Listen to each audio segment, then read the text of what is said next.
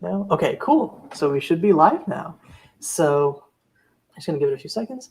But hello, everyone. I'm Caillou, here with Alex and Leah, as always. And we're Return to the Realm, a readers podcast for the Realm of the Elderlings series by Rob and Hobb. And this is our regular end of book live stream. We just finished the second book in the series, Royal Assassin. And as such, we have a special guest with us today, Julia, who's my friend who is reading the book for the first time. So this first part of the show, we're going to be discussing the book in a no spoilers context. And then at the second half of the show, about an hour or so in, depending on how stuff goes, we'll unceremoniously kick Julia off and then do a full spoilers all sort of, and yeah, just discuss the book in that context. But yeah. So I guess, you know what I wish I'd done before this that I just remembered? I wish I'd gone back, watched the old live stream, and got your predictions and see how they lined up. I forgot about those. Mm-hmm. I also forgot about those. I think I said something about like, oh, I expect the Red Ship Raiders plot to continue. I think I said I probably expect for there to be problems with Regal because Regal was, causing problems at the end of the first book, and both those predictions turned out to be true, I guess. Yeah, I think you also thought that Fitz was not going to go back to Buckkeep. Yeah, exactly. That's what I was remembering. Where I was like, that was the in my head, I'm thinking like 5 seconds in, he's like, back to Buckkeep we go. We all wish he didn't go back to Buckkeep, but he did. He did. Yeah, I was wrong about that one. Oh yeah. Also, I forgot to mention in the intro, we're all drinking Realm of the Elderlings inspired little teas. Which I think, Alex, you're the one who found this, right? So we found and ordered a bunch of different, and their flavors based on the characters. So I think me and Alex are drinking Night Eyes. Julia is drinking Kedrican, and Leah's drinking Wally. Yeah, and they have amazing little tins. And they all smell so good. I think that Molly was one of my favorites, but I really, really like Night Eyes. Mm-hmm. It's delicious. It's nice and appley. It's like Adiago tea. Yeah. Adiago. There's the link if anyone wants to order it. I know someone commented on our Instagram asking what are those and how can I get any? Yes, I think it's Adagio. Adagio. That sounds Adagio. Yeah. Mm-hmm. But yeah, I liked the Night Eye teas a lot. I know it's got little chunks of apple in it, and so I was just picking the apples and eating them. That's what I do when I'm done. Once the tea's done, you got a snack. It's perfect. Right. Mm-hmm. I was just like, this is a flavor I recognize, but I don't know why. And it's it's just apple pie in tea form. Yeah. Ooh, I'm really excited to try Night Eyes now. Mm-hmm. Okay, but I guess we're getting kind of ahead of ourselves. We haven't even mentioned who Night Eyes is. But yeah, so I guess for new characters that we met this book, Night Eyes is the biggest one. So what is your impression / take on him? I thought that the way that started was very funny because it very much started out of Fitz being like, I'm angsty and I want to do something rebellious, so I'm going to go make friends with a dog.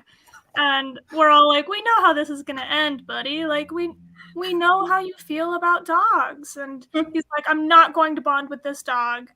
It's not going to happen. And it's like if I could look into a camera and be a narrator and be like, but he did bond with the dog. Of course you're going to bond with the dog, Fitz. That's kind of your whole thing, is bonding with dogs. Yeah, it reminds me, my favorite line from this book maybe ever is Fitz was like, an assassin cannot afford to lie to themselves or something like that. And it's just Fitz, you spend every single day, every single second of every single day lying to yourself. Yes. Come on now. Right. So I think how that all started was very funny because we're all kind of like, okay, you're going to bond with this dog. And then the extent to which he bonded with the dog, I thought was also very funny. Night Eyes is the dog, and he's saying, we are pack. And Fitz is like, we're not pack. And then he saves his life, and he's like, fine, we're pack. Shut up about it. I don't need you in my head all the time, especially during, times of intimacy. And the dog is like, I'm just gonna be. You can choose to ignore me if you want, but there's nothing I can do about it because we're pack. And Fitz is like, he fought it for so long and was finally like, just shut up about it, okay? I just don't need to know that you're there. And he's like, I'm there, but delude yourself all you want, kid. He's like, get it. Yep. I love just how like Night Eye's answer to everything is just pack. Right. And like every time Fitz is like, I'm actually going to be doing this, he's like, that too is pack. And it's like, oh my We do it together. Yeah, Nida's is like, everyone who slays together stays together. That's what pack life is. I love that. Oh my gosh, that should be on a t-shirt. I'm trying to think of other new characters in this book. But Yeah, Night is like the Celerity's new, isn't she? Or was she in the last book? No, we see Celerity briefly in the first book. As when he goes to kill Viego, whatever her name is. Virago or Virago, yeah. or whatever. I thought that was in this book. No, that was the last book, I think. I don't remember. No, that was this book. Was it? I think Alex is right. I think it was this book. Alex is right, yeah. Oh my god. This book has been going on for so long. This book is really long. If you think forever. where Fitz is at the beginning versus where he is at the end, there's like so much shit that happens. It feels like it takes years, but I think it's probably only like 6 months or something. Like I think it's a quick, but it just feels like I was just like opening up the notes doc and I'm like, oh, we actually have 35 pages of notes. Huh. Okay. wild. We had a lot to say, and a lot we didn't want to say. Pretty much, yeah. But we'll get to that. So Celerity is new. Yeah. Nice girl. Poor girl. pretty much. Too nice for Fitz. I don't know. I feel like she could be fierce. I could see her for sure. like doing it and being able to take on Fitz and like fighting against him and stuff, but she's definitely no Molly. I really love Fitz, but I feel like Celerity is a little bit too good for him. Yeah, that's what I was trying to say. She might be. I wouldn't doubt that. Yeah, I think that Celerity is like meant to be a queen, even though she's not the eldest of her sisters. She's of noble blood and she is very brave and she's with the program, you know, like she gets it. Whereas Molly is like, I just want to make candles, man. Why do you like the king so much? Like, come run away with me. Yeah, like I don't have a responsibility to anybody but myself and my loved ones, and that's the way life is supposed to be, because that's what life is as a peasant. And so I don't think Molly really has that perspective of like being in a kingdom, whereas Celerity is a princess. And if Fitz were going to have a royal life, he should be with Celerity, but he doesn't really want a royal life. And so it like kind of sucks that Celerity likes him. But she really shouldn't be with him because, like you said, she's too good for him. And she should go and marry someone else and rule a kick-ass kingdom. Also, I looked up what celerity means because I didn't know that word. And it means like swiftness of action. I didn't know that. I didn't either. And I feel like I looked it up and then promptly forgot it. Because that seems like something I would do. And honestly, that makes me think that Celerity, maybe Celerity is perfect for Fitz, because I feel like all of Fitz's problems in this entire book all come from just like not doing things quick enough. He always does. He chooses to act like fucking like weeks after he should have, and then he's like, oh, nothing worked out. Crazy. I guess I shouldn't do the thing, instead of taking the hint of no, you should do the thing, but just like do it faster. Well, and in his defense, I think that Chade and Verity were both like, don't do anything. And so, you know, Fitz didn't do anything and then ended up being like, well, I guess I should do something. And then it ended up being too late because he unfortunately listened to other people. Oh, yeah, no, it's a systemic failure for sure. Yeah. Mm-hmm. Yeah, I guess we've started like anyways already to talk about like the returning characters who make up like the beefy part of this. So I guess we were just talking about like Chade and Verity. So do we want to take one of those and how your impression/thoughts, anything from this book? I like Verity. I think that he shouldn't have gone on a quest to find the Elderlings. Because, like, what did he expect was going to happen? That the Elderlings would be there, presumably, but yeah, it's sort of like it's one of like many decisions that the people in power make where it's like you don't respect Regal, you just don't get it, and it's like, yeah. Yeah, the last thing he should have done was leave Regal alone with his like ailing father and wife that can barely protect themselves. Mm-hmm. I mean, Kettrikin can definitely protect herself, but the thing is, she's not. If she did good. She can like with, fight, and she's very head on. But the thing is, she is not good with like court intrigue or anything. And like if she did like openly fight back against Regal, then a lot of the six duchies would turn against her because she's an outsider queen. Yeah, she has a very different like political strategy that's not necessarily compatible with Buck. Like, her political strategy is perfect for her home in the Mountain Kingdom, but it just doesn't really jive with Buck culture. And so she ends up being an absolutely fantastic like fighter because she goes out and fights the red ships while pregnant, but then she doesn't have the words to counter Regal when Regal discredits her because she doesn't understand the politics of this culture. And so even though she's really fierce and really strong and brave, she just doesn't know how to counter these politics. She's just such an open and honest person, and she's sort of just like, she's just like very from the heart.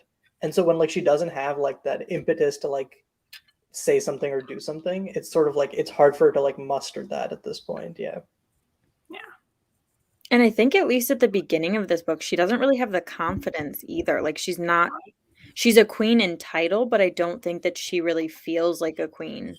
So she really doesn't stand up and like speak up as much as we know that she could, because I don't think she's very comfortable.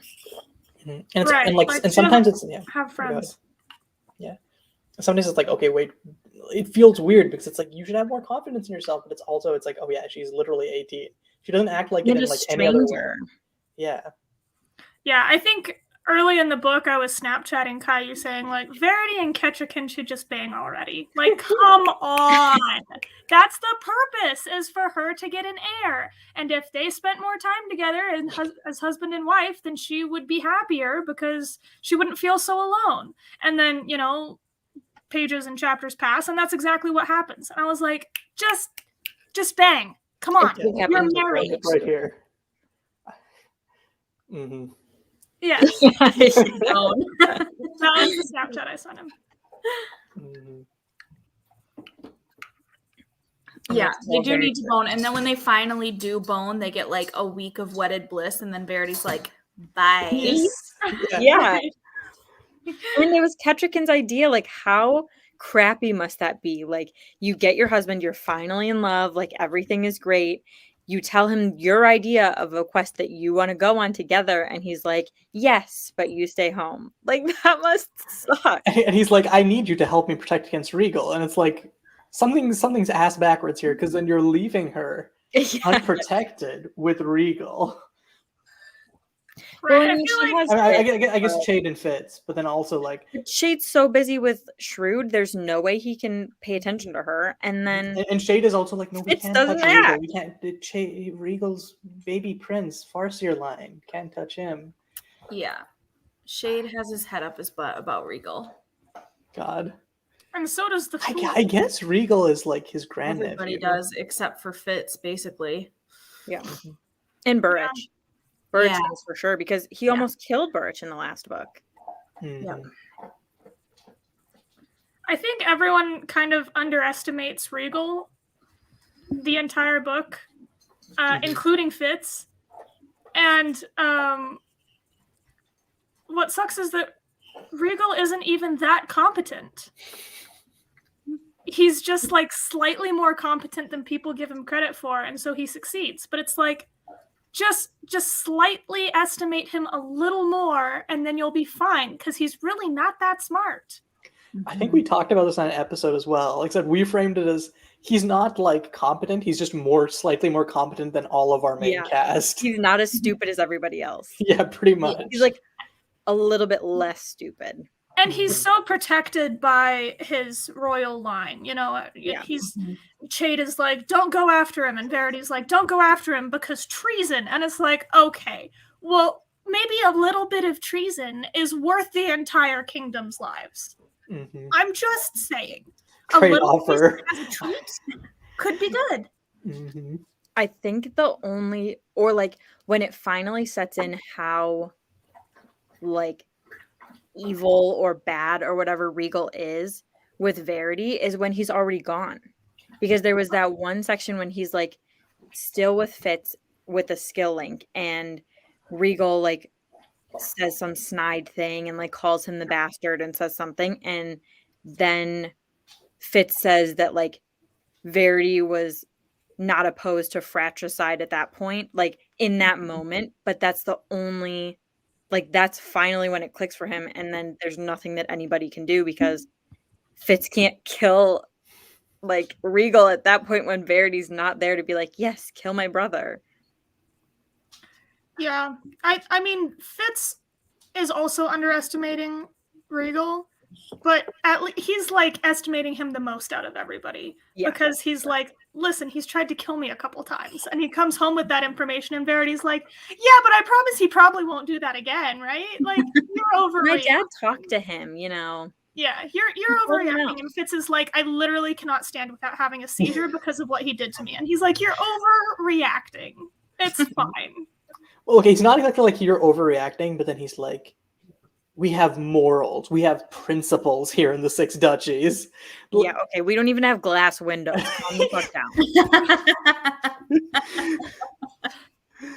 Oh, man. But speaking of Regal, how did you feel about Rosemary? Because this was... Oh, yeah, did you see Rosemary? Rosemary is yeah, a new what did character. you think of Rosemary? Yeah.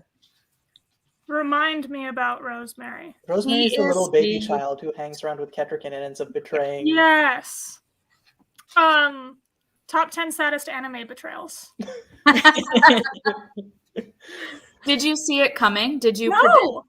Me neither. Nobody does when they first read No. it. And then after when I'm going to reread, it's all you can see. You're like, oh my gosh, she's everywhere. She's always with them all the time. And you're like, no. Yeah, it was crazy when we were reading that because she literally every time she's mentioned, like, Rosemary was there with Kettrick, Rosemary was there with Kettrick, and it's just like, and whenever she dismisses everyone, Rosemary goes by the fire to hang out, or like Rosemary sits at her feet, like she never leaves. Right. And I think I just discounted her because she was so young, Yeah. Like, that's what we all did. royal espionage has an age limit of 10 in my mind, and I was wrong. I mean, when did they recruit Fitz? Did they recruit him at age 10? Maybe. Or was it younger than that? Probably around that. Because he was doesn't 6 when he come to came Butter to until he's 6, and he spends a couple years in the stables. Yeah, okay. And 10 then the sounds about first right. time he kills, I think he said He's that 13. he was 13. Yeah. So he was probably around 10. Yeah, okay. Makes sense. So yeah, safe lower limit for assassinacy. You would think, but apparently not. Right.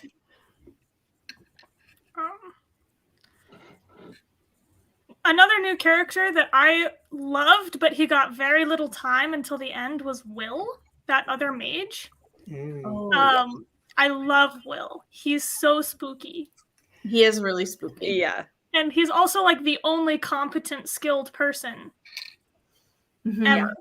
Like, I mean, I guess Verity is competent, but he's not here anymore. And he doesn't have the same subtlety. Like the way he uses the skill is so different from Will. Right. Yeah, because we hear about like Chivalry and Verity. They're like a stampeding horde of bison. They're pure power, but no finesse. Yeah. Well, Will is all finesse. Mm-hmm. Right. And we're so used to listening to the other members of the word escapes me. The Coterie?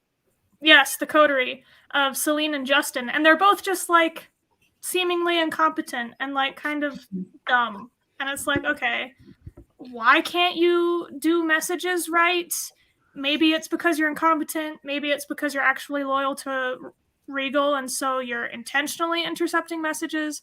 Whereas Will is like, I don't know. He's so in the shadows and so in the shade that we really don't know what he is or where he is. And I loved that little scene where Fitz was about to go see Molly and then just like thought about it for a minute, and he was like, I'm being watched.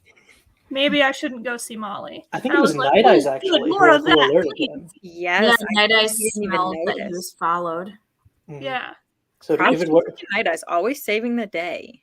I Mhm. got the sense that he hadn't intended to see Molly, and he was being like, Manipulated Skill for suggestion. sure. yeah, skill. Will definitely did that. Yeah. There's Right. no doubt in my mind. Mhm. Yeah, like I remember like the first encounter with Will, where like I think like Fitz is just like aware that he's spying on him, and like Will isn't like aware back, I think. But then like unlike all of like the face-to-face confrontations with Serene in Justin, that like puts him so on edge, and he's just like he's within like the course of a chapter, he's just like obsessively checking his walls and like locking his doors and all of that. Like they haven't even met yet, and like Fitz is this freaked out. I love it. Right. Because again, like we mentioned, like Regal's like competent, but like only slightly more than the protagonist. So like Will is definitely like, oh, okay, here's a real antagonist to like. Yeah. Mhm. And another thing is that, like, I think Fitz is competent, but I think that he's constantly being dragged down by the cautiousness of Verity and Shade. And so if we just unshackled our boy, he could go kick Regal's ass, as shown in, like, the last 5 chapters of the book. Like, the second that he is not worried about treason or whatever, he's finally getting shit done. He kills Justin and Celine. He, like, unshackle my boy. He can do it. they literally said, give Fitz some ketamine and just point him at the target. That's right. It's like that meme of like, would the book be longer or shorter if Fitz just had a gun? Like, Yeah. you'd kill Regal in the first page, and Give then the wolf a the rest gun. of the book would just be taking the gun away from Fitz, right? Oh my god, he would be running. It would be like the freaking Caraseed Right. incident, but like times 5. Mhm.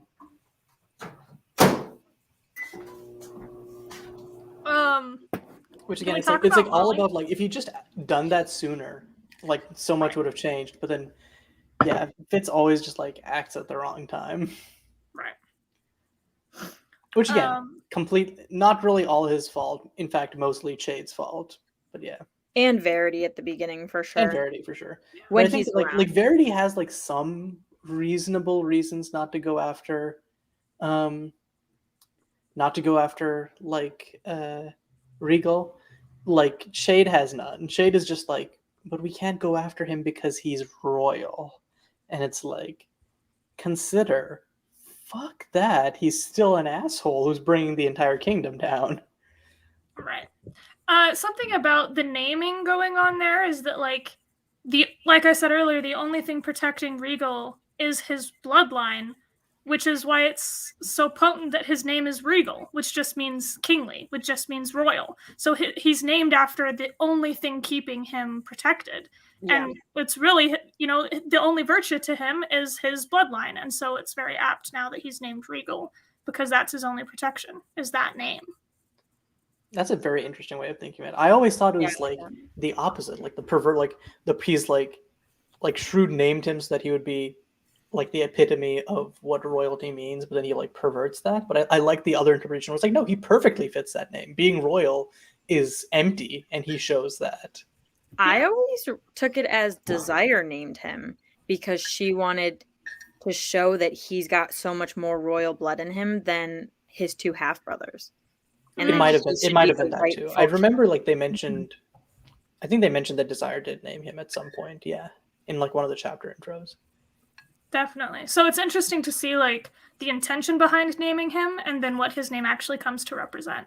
Yeah. Mm-hmm. Especially since this book is all about like, hey, names are important. Did you hear that names are important? So Right. Yeah. Speaking of names, I just read over like holiday break. I read the Wolf Princess and the Piebald Prince short story, and they show like the naming ceremony in that short story, and It it's was really my interesting. favorite to see that. It was so cool. Yeah, it was like a behind the scenes. Like they seal the name to the baby by like passing them through fire and water and smoke or something. Yeah.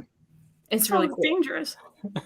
Oh, for sure, not 21st century safe, but very cool. Very, it's badass, and that's what matters.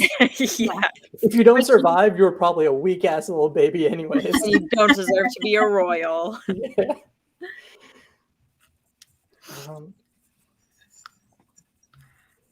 So Molly. Oh yeah. Oh yeah. So Molly. I didn't like a lot of what happened with Molly in this book. It's frustrating. You just want Fitz to like communicate better. And Yeah. be honest. I do really love when she calls him on all his shit at the end, though. I think she does it a couple of times. Like, she's always being like, you need to do this. You need to be better. And he's like, yeah, I know. I promise I will. And then never does anything differently. Right. Like, typical teenage boy. Sure. And after their first night together, he wakes up and he's like, well, listen, I don't need to tell her about what I'm not doing anymore, so I'll just let go of all of it. I just won't be an assassin anymore, and I just won't have a connection with Night Eyes anymore, and I just won't be political anymore, and I just, like, will stop doing it all. I'll just stop doing everything she doesn't know about, and then I will never have to tell her. And I'm like, bro, still lying. You can't do any of that. Mm-hmm. And that's like the most fun. Like Molly is trying to see a genuine life for her and Fitz, while for Fitz, he won't admit it to himself, but Molly is like the escapist fantasy from like the realities of the rest of his life. Which isn't fair to her. Never. Not. Mm-hmm. I know. I was very frustrated and sent Caillou a lot of Snapchats about this. I probably sent him like 5 Snapchats about this, about saying like, how dare Fitz have gone and seduced Molly? That's totally inappropriate. Patience was right. I get that it sucks to like not be able to have a relationship with the person you love, but you gotta like sacrifice sucks sometimes. Suck it up. I know that you're a 15-year-old boy and you're horny, and I get it, but don't do that because it's not fair to her. There's no future for you, and you're just putting her in jeopardy. And the thing is, you know all of these things because Chade and Patience has told you repeatedly, and you agree with them. So what are you doing? And they constantly fight about it. You know, she's fighting about how he has to go and work on the ships.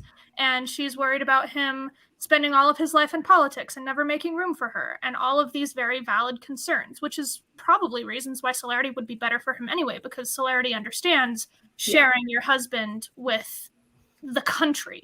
And Molly doesn't understand that. She's like, I want you all to myself or nothing. Which is fair from her perspective. But I'm like, Fitz, if you just never drug her into this, you'd be fine. But no, you were horny. And now she's leaving, and she's pregnant, and you don't even know because you're so dense that you don't even know. Like when she left him and she was like, I have to take care of someone. And he's like, what? Another man? No one will love you more than me. And she's like, that's not what I'm talking about. And instantly I'm like, the girl is pregnant, Fitz. What are you doing? Why can't you see it? You just had a pregnancy scare a couple months ago, boy. Like, get your head on straight. The whole thing was just like, I'm like, no. I don't think that they ever should have gotten together. I thought that it was very, very indulgent. And it went from like, in the first book, I was really rooting for them. And now in the second book, he's just completely screwed it all up. And I'm like, okay, well, Fitz deserves Night Eyes and no one else. And Molly deserves better. Yeah. Yes. I think that's just like no that was a idea running who he theme is. throughout her notes. She doesn't know the first thing about him. Yep. She didn't even know his name till the start of this book. I know. Right. Like, Fitz, you do not start a relationship based on lies and trickery and secrecy. Yeah, and she knows nothing about it. You know, she's like, oh, Regal gave me jewelry. And Fitz is like, he did what? And then didn't tell her what amount of danger that puts her in. That's so unfair to her to not let her know why I think that's he knows dangerous. like I don't like my uncle and he's bad, but then like not the degree. Well, Right. and I feel like the things that he says when he tries to warn her can easily be, like, in her mind, thought of as just jealousy. Right. Mhm. And he should just be straight up with her. And I just feel like he never really is. Right. Mhm. And also, I felt like all of this really showed how young they are. I was like, okay, Kettrick and Verity need to bone because they are married and they are both over the age of 18. And Molly and Fitz are 15 and 17 and know nothing about each other than childhood nostalgia. And it's getting all messed up. So I'm like, okay, you can call me a prude, but Wait until marriage fits. that's right. And Fitz is like, we're already married. I said so, therefore. And it's like, And if he hates the word bastard and hates being called a bastard so much, why would he ever risk creating one of his own? because And again, that's like, what his Shade thing is said, just and like I was like, out exactly. of mind, it won't happen. If I just don't think about it hard enough, like she'll never get You pregnant. can will a baby away by not thinking about it. Right. Ridiculous. I I'm remember like, this is when you bad sent for me so this. many reasons. Yeah, when But you I sent me think the it like Snapchat impugns his about character because it's like, oh, well, I sacrificed for a little bit, but it got too hard, so then I went and slept with her. And I'm like, no. Meanwhile, Molly has been sacrificing so much more and has so much. Molly doesn't give up her self-control until Fitz literally breaks in her window and is like, Yes. "I'm not leaving. You He's can't." like, put on some tea for the guards because I'm not going anywhere. Yeah, which honestly was like really creepy. Was really creepy. But as a teen, that would be so romantic. Yeah, we talked Yeah. about this. But, That line didn't come off as creepy to me. It came off as like, not the guards part. I Just loved the it. whole It's scenario was my like favorite when he's like witty and quick, like where he doesn't think and just speaks. I think that's the best time. That is when Fitz is at his like peak. We see it so seldomly. Like, it's very rare that Fitz is funny, but when he's funny, he's really funny. Yes. I feel like Night Eyes is like the funny version of Fitz. And, oh, the, like a little like, and the smarter version. with Yes. Cerise. His little Joker moment. definitely. So in that scene, I was like, that's very romantic, but also don't have sex. Thank you. Bye. I remember like when you sent me the Snapchats talking about this, like I hadn't checked Snapchat in a while, so I caught up on all of them like all at once. And it was amazing to see like you could tell it had been like a while because like, oh, okay, it's like there's like dim lighting. Oh, it's completely pitch black. Oh, it's the morning and she's in her car. Just like, oh, okay, you've been thinking about this for a while, huh? It was like tormenting me for days. I'm like, Fitz is such a little bastard. Yeah, I he's mean, so literally selfish and figuratively. about that. Yeah. I think it's exactly how a teenager would be, though. I think even like a girl would be like that. I mean, we see Molly's like that, and she knows the risks that it comes with, and she still is like, it's fine, I can handle the risk. Because she likes She doesn't know the extent of the risk, I don't think, though. Like, Yeah. they fully want to, like, make her a traitor and hang her. Yeah. And she also doesn't know that she just thinks that like, oh yeah, Fitz is a royal, but like we can move away at some. She doesn't realize like how deep in Fitz is. So she's Right, always because he having doesn't this tell her hope. anything. Yeah. Right. Yeah, So for I her, think it's that's like, the oh, most okay, it's selfish thing reasonable. about It's reasonable for us to do this because we can get married. And then and then she's been like holding on to this vision for so long that when he tells her, "Yeah, sorry, I'm going to be married to Celerity," it takes her a while to like break off from that. Mm-hmm. Well, I think it's also like him doing that is also a natural reaction to like being unable to do what he wants to do his whole life. Like, he goes and hangs out in the town one day and wants to be a scribe, and Shade's like, no. And then he's like, maybe I don't want to be an assassin. And Shade's like, well, if you're not useful to the crown, then someone's going to kill you. Like every time he really wants to do something, it kind of gets shit on. So then he's like, he loves Molly and he doesn't want to give her up. And he's kind of pushing away from that restriction that he's always had, which isn't fair to Molly at all. And it's super selfish. But I do think as a teenager, that would be a natural response. Sure. Mhm. I agree with that up to the point that they sleep together. I feel like for him to be friends with her is fine. I think he's allowed to have friends. And I know he loves Molly, and that's great. And she loves him. But that doesn't mean that they have to have sex every other night, which they do. And I'm like, well, that's not necessary. I get that you're horny and I get that you're in love and that you're young, but there are consequences to this. Yeah. It's like he hates being called a bastard so much, but then he just like recklessly is throwing shit around to make other bastards. And it's like, what do you think is going to happen? Why would you Does he not know how babies are made? Like, yeah, like you're intentionally putting someone else in the position that you were always in and hated. Like, yeah, Right. you're giving someone like a really hard life. And And the thing is, just because you can't keep it in your pants. and his bastard child will be a royal. So the child will most likely have the same fate Shackles. or something very similar to Fitz. Like he knows how he grew up and he doesn't expect Think that to about happen it. to his child as well. Right. I mean, I think he was never expecting to have a child in the first place because Oh, he's definitely. stupid. And whenever he's confronted with that reality, he lashes out. You know, like Chade says literally what we're saying now. And he was like, no, that's not going to happen. And then the fool goes to him and he was like, hey, have you sired a child? And Fitz goes to beat him up about it. Like, obviously, he has very strong emotional reactions about this. And it's just so apparent that he has given so little thought to this, even to the point that when Molly's practically telling him that she's pregnant, he doesn't even see it. Yeah. Because he's just like, well, I don't want that to happen, so it's not going to happen. It's like, buddy. And that's where Fitz's bastard blind spot is. Because remember in the last book, he couldn't tell that Shade was Yeah. Shrewd's brother. And like he's got this weird like blind spot for bastards. And Galen too. Again. It's showing up again. Mhm. Definitely. And it's always like so weird. Like again, because we only have the perspective of Fitz to go on, just like especially for a rereader, like going back and being like, oh man, so much of this is so different when you consider that like this is just Fitz's perspective of the whole story. Yeah. Right. Um, The Fool was interesting, this book.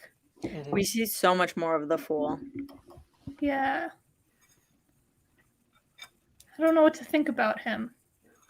No? I mean, I understand that he came to Buck because of like the future significance of the Farseer line.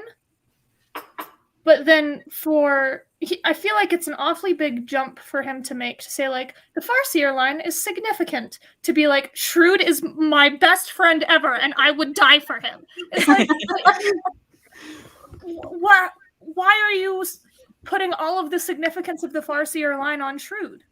Like it's not like in your reason to come to Buck from wherever the heck you came from that you thought, oh, the current king of Buck is very important. That's not what his impression was. It was that the Farseer line was important. And so I don't know why he's so concerned with Shrewd when his initial impression was about the line in general. And so for him to be so like persnickety about that, I'm like, okay, weird hill to die on, but you sure are choosing it. Mm-hmm. Die. Yeah, and I think it comes down to not just like I guess like the job, but also I think that the Fool genuinely has like A soft spot for Yeah, Shrewd. soft spot for Shrewd, because like I think it's kind of implied that like Shrewd took him in, because it sounds like it was a hard journey from like wherever to here, and I think it's probably like Shrewd is probably like nice to him, and the Fool is like comfort, and so probably just has like a soft spot there as a result. Basically, no one's nice to him except for Shrewd and Fitz sometimes. Like, Fitz Yeah. isn't even that Yeah. nice to him sometimes. Yeah. He fully Fitz wants is to a bad friend, like full stop. Yeah. Especially in this book. I think in the last book, like, we didn't see very much of the Fool, but Fitz was always like kind. I mean, at first Fitz just thought the Fool was like dim, Stupid. and that's why. But like, Fitz was always nice to the Fool, and now it's a little bit weird. The relationship and the gets Fool more kind of complicated. stopped being as nice to Fitz. You know, he starts humiliating him in public, and Fitz And is getting like sassier. bristling about that. And I'm kind of like, I think when that happened the first time, I was like, Fitz, don't you understand that he's not trying to humiliate you? Like, why are you being so sensitive to this? And then I was like, because he's a 15-year-old boy. He's also like, my one friend made fun of me in front of everyone. Right. And it wasn't even like that bad. He was just kind of like ribbing him. He wasn't like truly humiliating him. Like Fitz, he showed his own ass. He didn't pull your pants down and show your ass. Right. You're fine. Yeah. He mooned you. Wouldn't you think that would make him look worse? Like, if someone mooned me in public, I'd feel more embarrassed for them. Yeah, not, oh my God, I got mooned.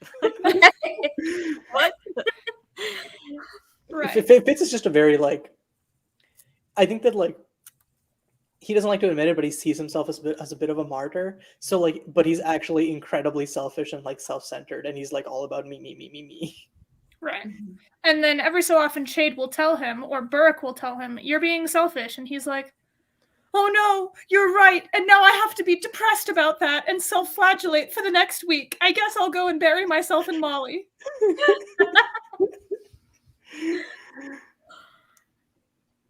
Yeah, the hormones. This book like reeks of hormones. Yeah. It's like hard to read as an adult because you're like, teenagers are so stupid. And all. Yeah, I remember like I was talking with a friend about recommending this book, and they were talking through like a few other options. They're like, oh, I don't like this one because it has a child protagonist. I'm like, I have bad news about Assassin's Apprentice, and they're like, no, please tell me. And I was like, he starts at the age 6, and they're like, no, and he's a teenager throughout the entire second book, and it's like, no, okay, I can't read this now. And I'm like, I didn't think this would be the reason I'd lose someone for recommending this series, but it doesn't read like I don't really think Assassin's Apprentice reads like a child protagonist because Fitz it's is clear like that Fitz weirdly is mature, writing it as an adult, like writing about his life, you know? But this one is full of teen angst. This is all teenager. This one would lose them. Oh, absolutely. And which is probably why I think Night Eyes is the best. Like, Night Eyes kind of makes it better because Night Eyes is like the only character in the book that handles sex well. You know, and he does. He's like, listen, this isn't that big of a deal because if you have puppies with your mate, then I'm going to help provide for those puppies. And if I had puppies, you would help provide for mine because that's what pact means. That's what family is. And so this isn't like, you know, he's happy when he gets together with Molly and he's like, yeah, you chose a good mate. I hope you have a good time with her. You're making a family. Families are good. And that's like a healthy adult attitude towards sex. Meanwhile, you know, Fitz is blushing because he's having all of his minds from Verity's sexy times, and Verity is blushing because he's being party to all of Fitz's dreams about Molly. And like, there's no human in this book that is treating sex well. They're all like a bit embarrassed about it and ashamed about it or doing it wrong, like Molly and Fitz. And meanwhile, the only one that gets it is the wolf. Yeah. What did you think of when the wolf? What did you think of when the wolf like takes over Fitz's body and then Fitz wakes up naked next to Molly? And also, is that when like their child is conceived? Like, was it Night Did Eyes? Night who Eyes father this helped have child? the baby? Big if true. I thought that was like just Night Eyes being a bro, you know? I love that take. That's true. Night I Eyes mean, is the it's- ultimate it's wingman. Night Eyes was like, he needs my help. I need to step in. Mhm. Yeah. And it Bro, was like bro, so you weren't unselfish. around, He but was like, don't this is worry, what I needs to fucked be your done. wife real good. Yeah, and But, then like, he's it like, wasn't "What was weird, I though. It was supposed in to your do?" body. She Yeah, was she was sad. insane. Yeah. Yeah. I think that Night Eyes really was a good wingman there. I think he was a little bit more than a wingman, but you know, he did what he needed to do. He did what he needed to do. And I think it would be hilarious if like if the next I don't think this happened, but I think it'd be funny if the next morning Molly was like, wow, last night was fantastic. You The were like, best that sex night of was my life." animal. Like No, that was I think she actually does say that, or like I something. think She's she like, says something like, "You were." "Yeah, you were He particularly says something about like voracious," or his some shit. silences and how like his silences are just like are getting better now, and you're like, Oh yeah, like you make these silences so interesting, and I'm like, ah! Yeah, I No, think can we like go it's back to kind make- of can we funny go back to to silence. That sounds real good. Stop talking. like it's funny to intimate that like Night Eyes was better at having sex than Molly than Fitz was. I mean, again, it comes back to like, Night Eyes just gets it done. He I doesn't don't have think- all these. Mhm. Either of them know what they're doing. Yeah, that's fair. the wolf and Fitz, or Fitz and Molly. Fitz and Molly. Yeah. Mhm. Yeah. But it's not like Night Eyes knows what he's doing either. He's like a lone wolf aside from Fitz for this whole book. Yeah, Night Eyes is just, just Night kind of Night goes Eyes on is a instinct. single I guess living his wolf throughout this instinct is entire better. series. Throughout this book, I mean, I don't think I don't think he saw a single other wolf. Yeah. No, Yeah. I think Fitz tells him there aren't wolves in the area. Yeah. Oh yeah, Because that's why he he's wanted like, to go oh, block if him people with keep someone seeing wolves, they're gonna get suspicious because that's not normal for here. Mhm. I think that we don't expect Night Eyes to know what he's doing, and we expect the humans to know what they're doing. And so for Night Eyes to show even just a little bit of competence is just like fantastic. Yeah. Mhm. It's like, why is the most sane character in this book a wolf? Yes. I mean, it also goes back to like what we were talking about earlier with like Shade and Verity kind of like holding Fitz back. I think like there's lots of like themes in this book where it's like the constructs we make as humans are sometimes really detrimental, even though they have their place. Like Yeah. knowing, like sometimes we just get too bound out by them, and it's just like, just ignore that shit. Whatever. We live in a society, basically. Right. Become a wolf, forsake society. Exactly. I did enjoy this book much more than the first one. I think I said the first one, I actually like kind of plodded through it because it was the only book on my phone without cell service. And I only read it then because I didn't like it that much. This book, I think I breezed through in about a week.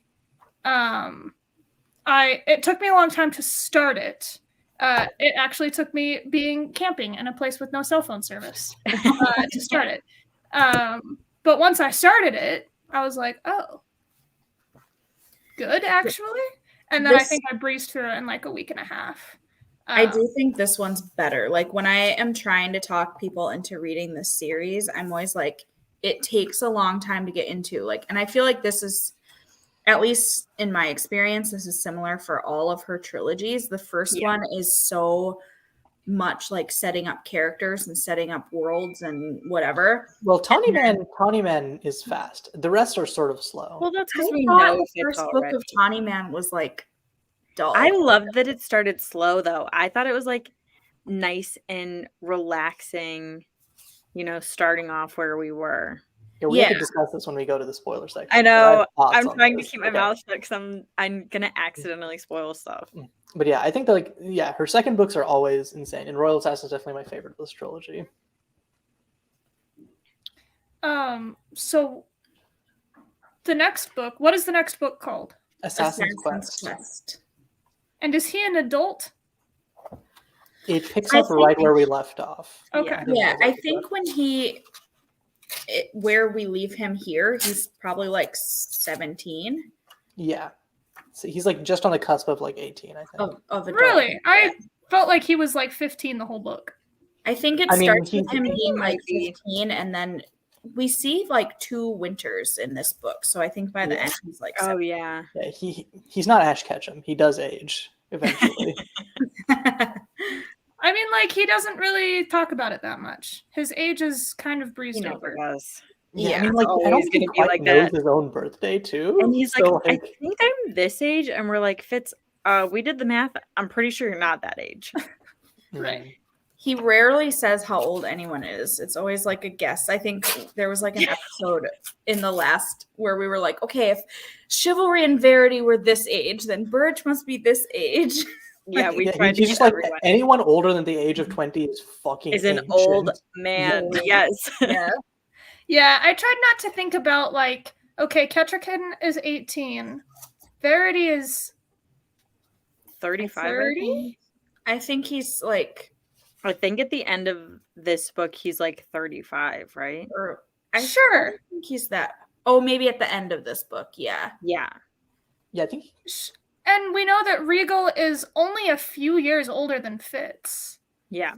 Yeah, he's like 22, 23 or something. Maybe even younger. I thought he was like 25 or 26, at least at the end. I always thought that he was like right in the middle or like a little bit closer in age to Fitz than Verity and Chivalry.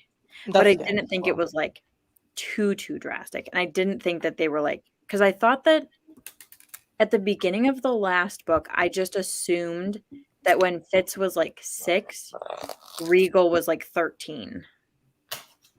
Yeah, sounds right. Okay. Like 13 or 14. Mm-hmm. That's weird to think about. I always just imagine him as like full-grown Regal at that point. I know, he acts the exact same. I mean, yeah. The first time that we see him, and he's like, he should just be put down. And then at the end of this book, Father will not be pleased about this. Still the same guy. Mm-hmm. I'm very excited for Regal to find out that Fitz is alive. I think that will be funny in a very like gotcha sort of way. Like I'm just excited to see the rage there. Don't know what context that's going to occur in, but I'm excited for it. I'm trying to I have the book with the illustrations in it again, so I'm trying to find all of them so I don't have to like page through them all to show you guys. I guess in the meantime, do you have any other predictions, TM, for Assassin's Quest? So if I were a citizen of Buckkeep, I would not believe in Elderlings. Like if I were a person in this world, I would be like, no, Elderlings do not exist. And Verity left us all to go chase a dream. And that was extremely irresponsible and #cancel Verity. As a reader of a book with a plot, I'm like, okay, the Elderlings probably exist. Yeah, also, we keep calling the series the Realm to Elderling series, so, like, I mean, a little... They better. Yeah. Something has to happen with these Elderlings. It's a fantasy series, so they could exist. And so I'm like, yeah, the Elderlings are probably going to make an appearance. Like, I think that Verity's quest will be fruitful. Will it be fruitful in time? Remains to be seen. Now Kettrikin has left. Did Shade go with her? Yes. I think so, right? Shade, it wasn't the original plan, but Shade did go with her. I think he just set it up and he's still in the castle. Okay. I know that Berg was supposed to go with her and didn't. With Fitz. Shade's there when they dig him up at the end. Yeah. It's Shade Birch. Sorry. There. Shade did not go. So, Shade like stayed with her and saw her to the exit. Yes. Yeah. So Kettrikin is like alone, I guess. Well, Kettrikin's got the Fool. Okay. And that's it. Yeah. Sure. So she's things are going to happen with them, I guess. I feel like she's a refugee now. I think that politically the world is kind of going to crap because Regal is in charge and he's still cutting all of his deals with the inland duchies, and the coast duchies are getting raided and shot to hell.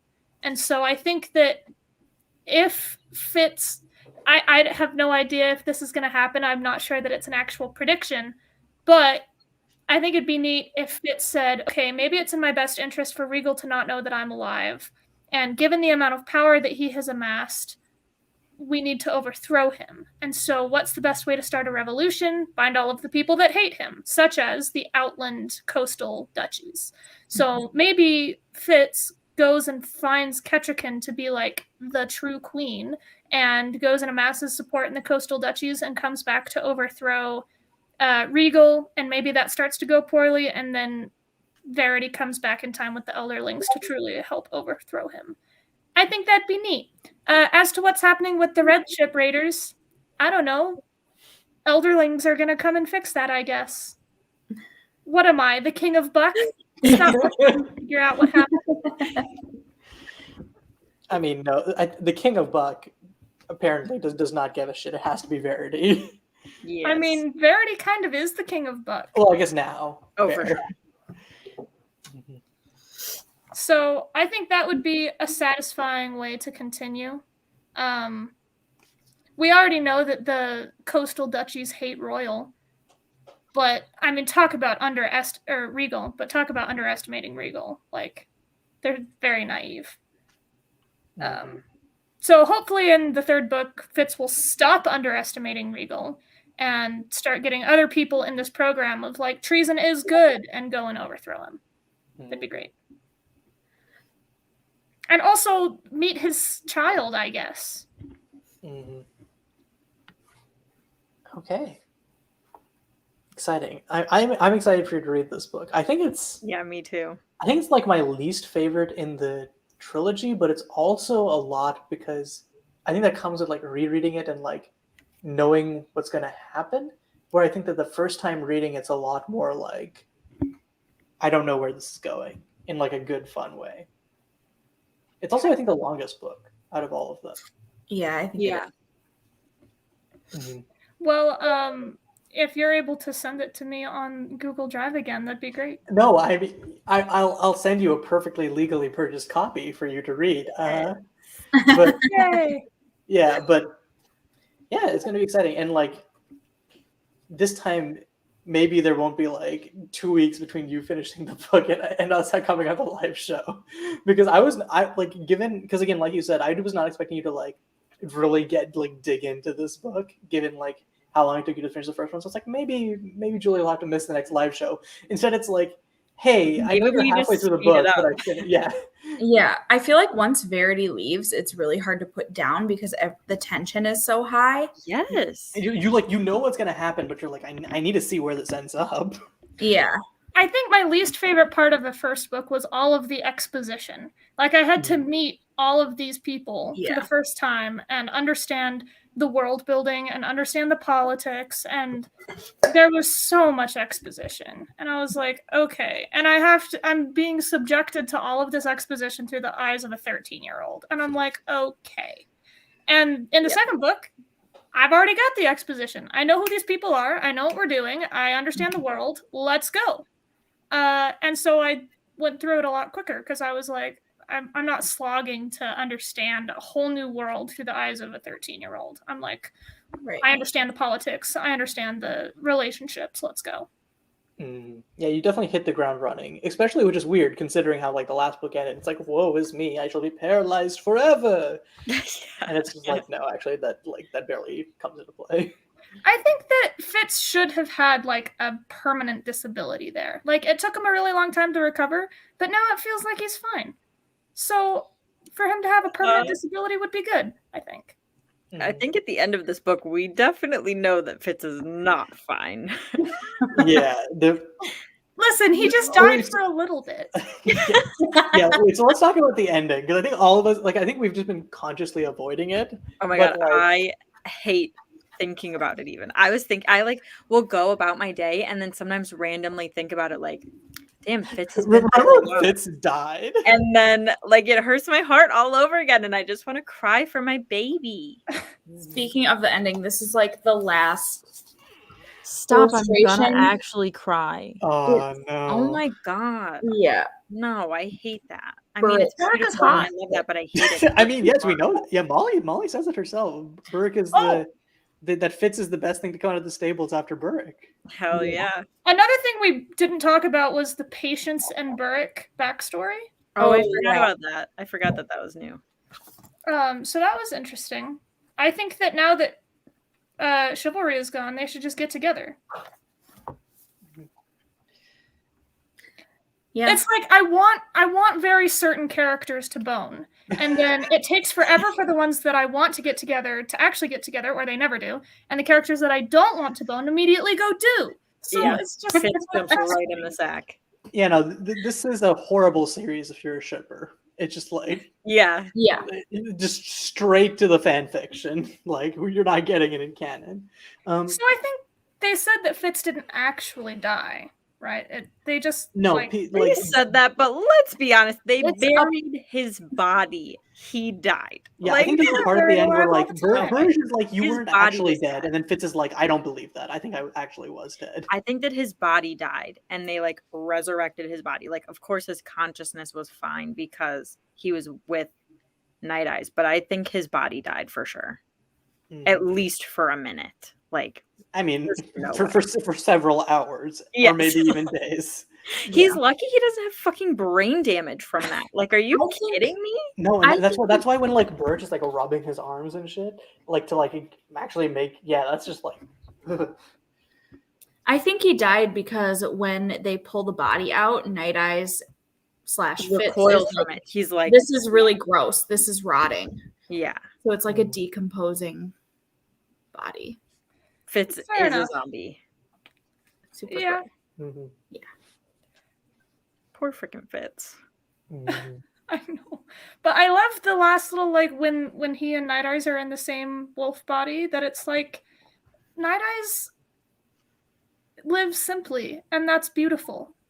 And it probably would just be better for Fitz to never return. Like it'd be easier, it'd be less painful. I mean, it's like the last line of the book says, "Wolves have no kings." Yeah. So I like Night Eyes a lot. I think that Night Eyes was maybe the best character of the book, actually. No doubt. I mean, 100%. He's my favorite for sure. He's always been my favorite. I freaking love Night Eyes so much.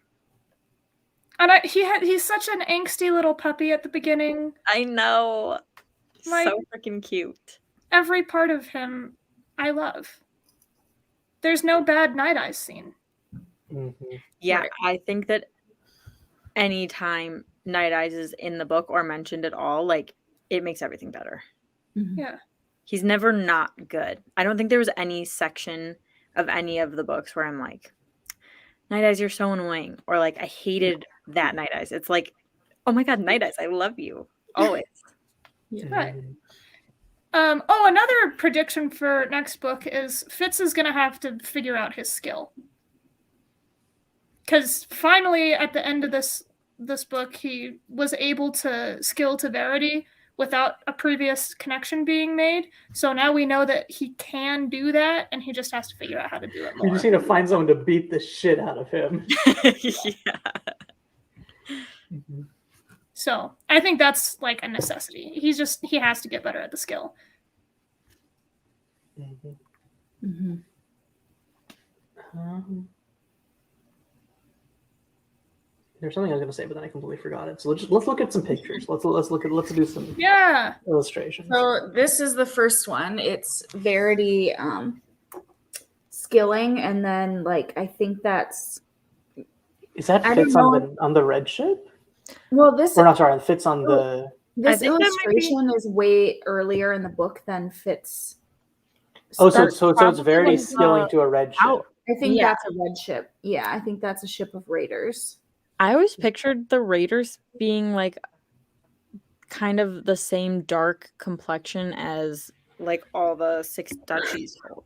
Well, everybody's white in these, so that's just wrong anyways. So Can we color them in a little bit darker ourselves? Does anybody have some magic markers? Hold on. like, I really like these, but they like no one should be white except for Ketrigan and the Fool, and it's really annoying. I think that the Out Islanders are white as well, like Ellie, because I think they describe Eliana as like pale.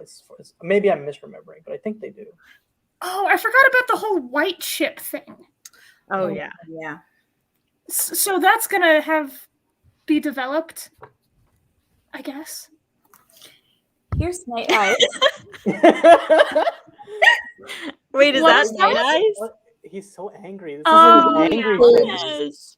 I love him so much. It's wild because I always just imagine him like the way that like Burge is like where when he's revealing himself to Burge, where he's like tongue lolling, grinning. He's like, "Hey, Yeah, everybody!" he is.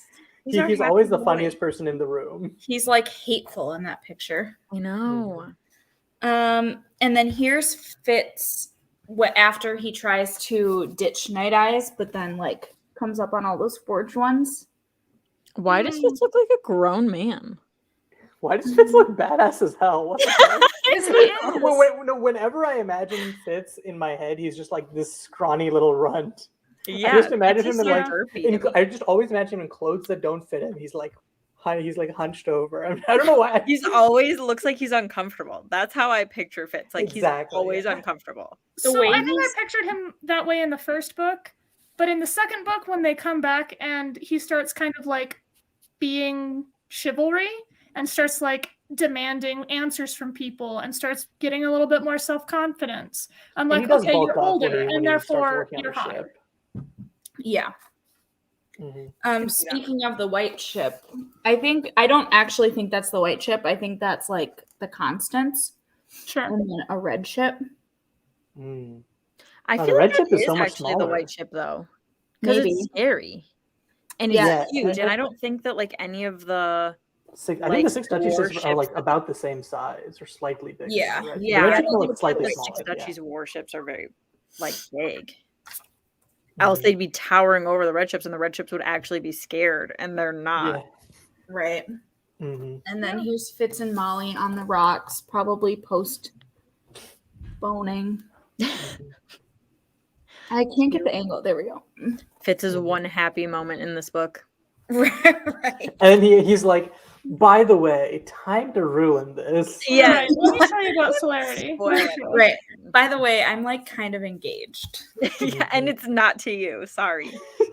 Here's when Fitz almost beats Oh, up the fool shit. and then is like, Why oh, did they wait, choose to illustrate this moment? someone else beat Oh, up the no. fool. So now I'm Right. sad. That's not how I picture the fool. I can never like. I feel like any illustration or like image of the fool that I see from like people doing fan art and stuff, that's just not how I see the fool. And I don't exactly know Yeah. how to describe how I see the fool, but none of them are right. For me, it's weird because I know no one else sees the Fool this way. But in the first two books, I always pictured the Fool wearing like the jingly cap. So whenever I see the Fool's hair, I'm like, no, the Fool is the Fool. They're wearing the jingly cap. I The love that. jingly cap. I love that. Well, most of the time the fool I feel like does wear that. At least well, actually, like only once. I mean, they often refer to him as being in his motley, and I'm Yeah. like, Yeah. that probably includes the jingly cap. Jingly cap. But it also says he has white hair, rotates so that's around. probably poking out of it. There's Ketrigan at Neat Bay. Oh my god. Look at her hair. hot. Oh my god. I love her. She Wait, is so her freaking sword? cool. Wait, oh my god. She's got, Holy I was Yeah. like, crap. I was talking about this on the episode, but like she's like what is the way that like Fitz describes it? He's like unnaturally long sword or something. Mm-hmm.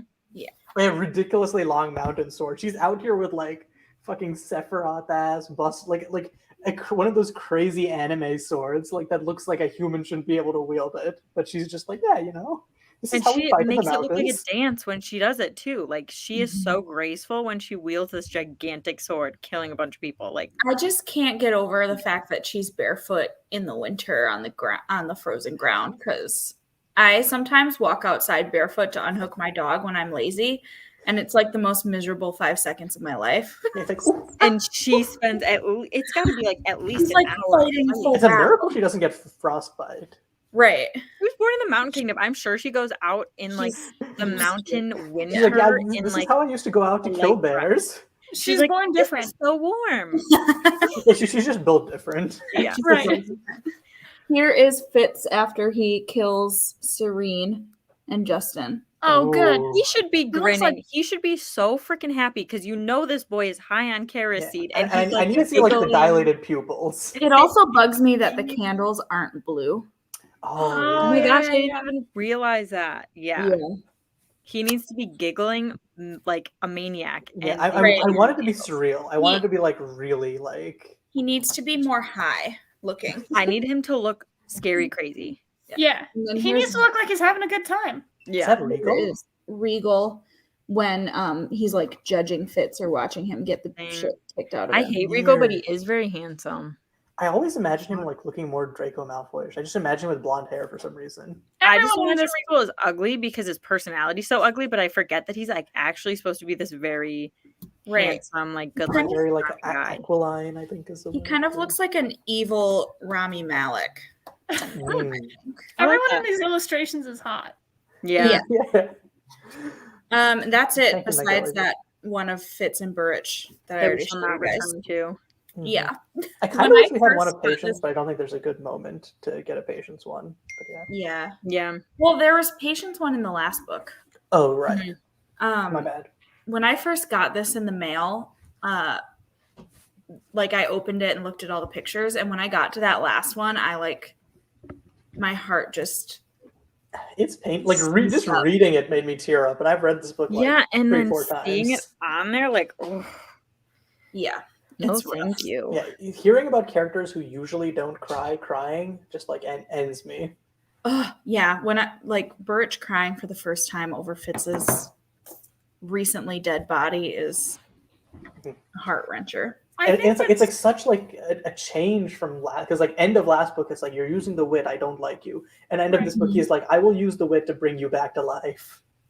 right. character And I think development. that's fantastic character development. Like Yeah. we learn in this book that Burrick has the capability to use the wit, which really gives a deeper informing of why he doesn't like it. Like it's not prejudice that makes him not like the wit, it's shame, because he is capable of it. And so he's ashamed that he's possible of something that he thinks is disgusting.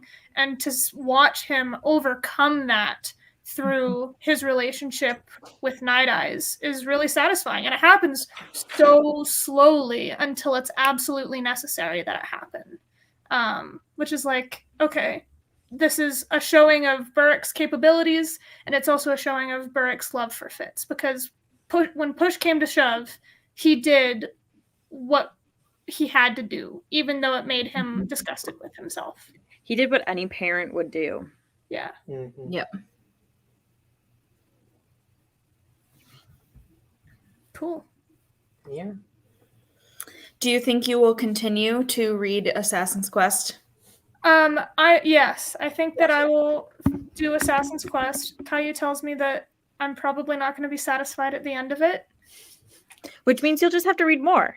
Right, yeah. You have to continue with us, right? So there has to be questions still Yeah, left. you've got to move on with us. Come Yeah. come join us for Ship of Magic. Like the live ships are great. Mm-hmm. Okay.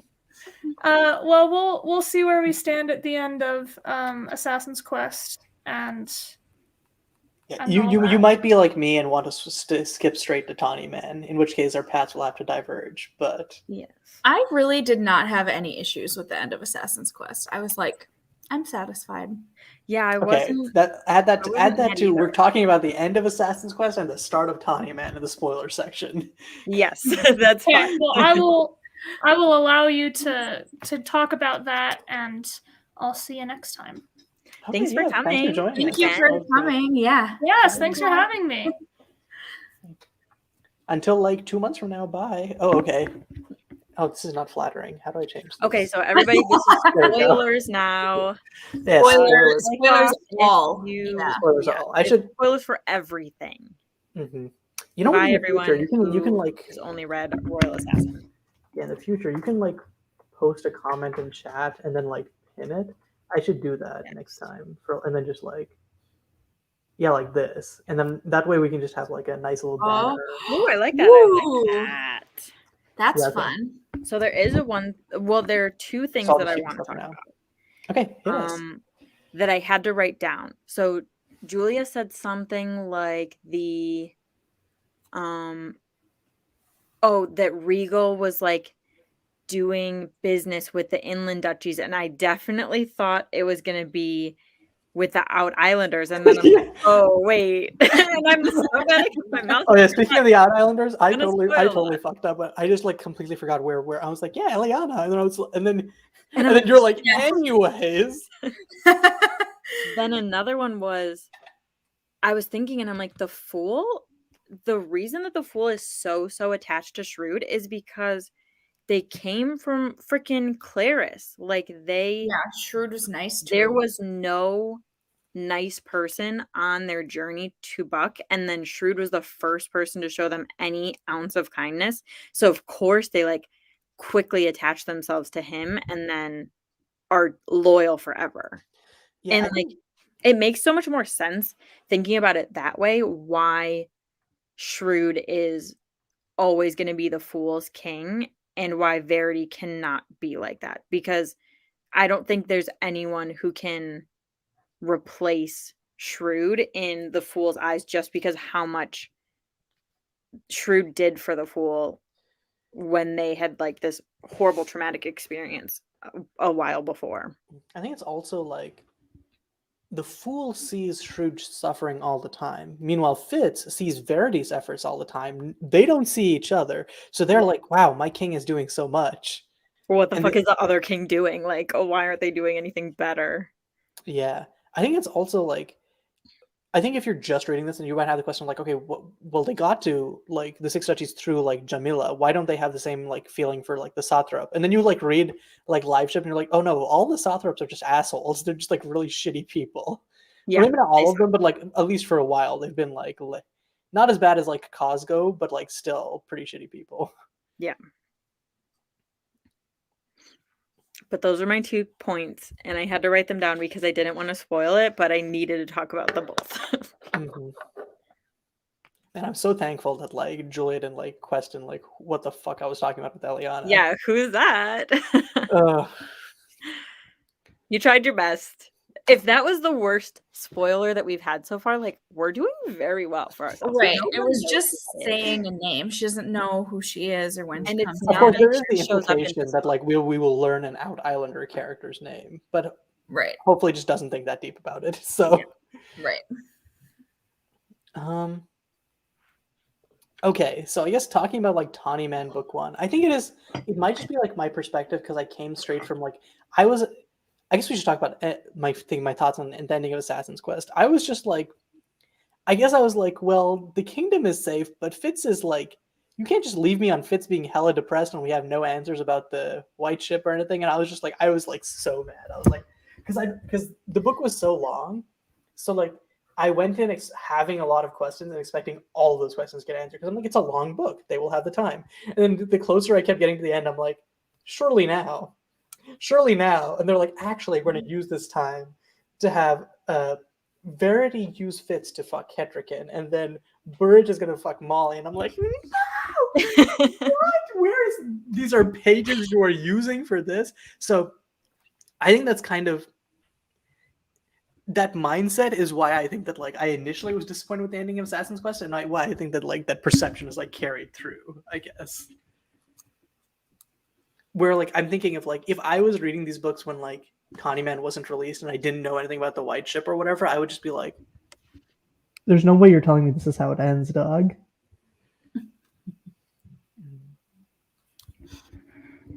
Yeah, I think the only reason that I went straight from Assassin's Quest to Tawny Man was just because I wanted more of the Fitz. It wasn't because like I had more questions or was like dying to know what was going on. It's just like I miss my boy and I want to hang out with him. I don't want to hang out with these weird ship people. And that's also a big factor. And then the weird ship people turned out to be great characters too. And I was like, wow, I'm a fool. They're amazing. Genuinely didn't understand that it was all part of the same series. Like I thought the series was following Fitz. I didn't understand. I thought those books like took place in the same world, but I didn't think they had anything. Story. Yeah, that they didn't have anything to do with Fitz's story. I didn't realize that it was all connected. And then like the reason I've reread it so much is because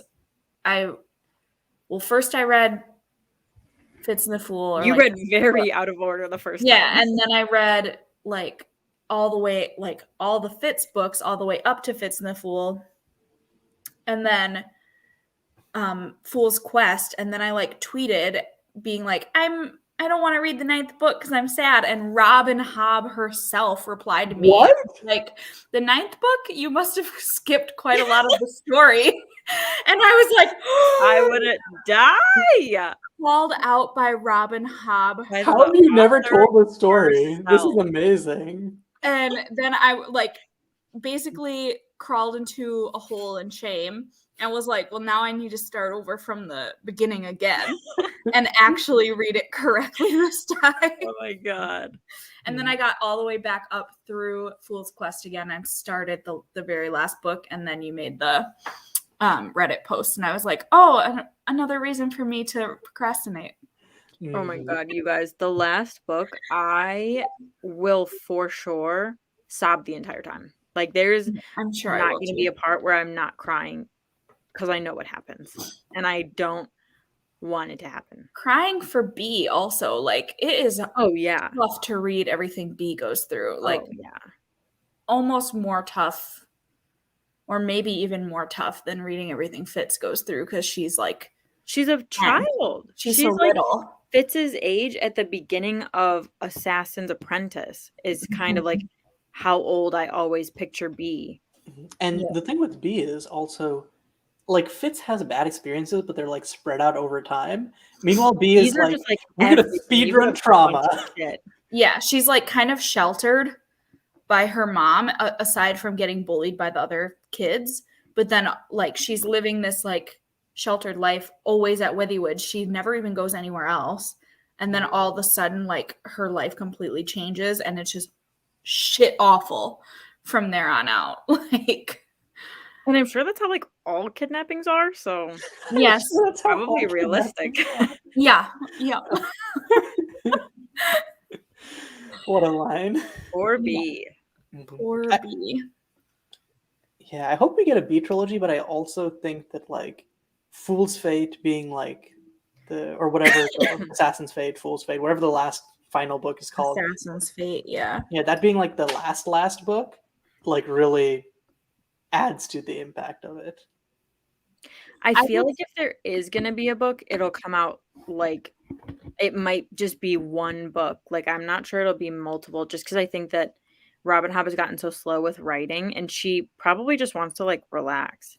And the story I feel can be finished. Like at least Fitz's story is finished. So it would have to be something else. And like I feel like if I were her, I wouldn't want to open another can of worms with another person's story because how many books is that going to turn into? I don't think I can handle another can of worms being opened. Yeah. Like I would love more short stories from this world. Like I would love a short story about like chivalry and patience or more things like lore related, like the Willful Princess and Piebald Prince kind of stuff like that. But I also think I heard, I don't remember if this was like in an interview that I read or online or if I just saw it in the Reddit, but something about her saying that she's a lot slower with writing because she has arthritis in her hands and it hurts to type. Yeah.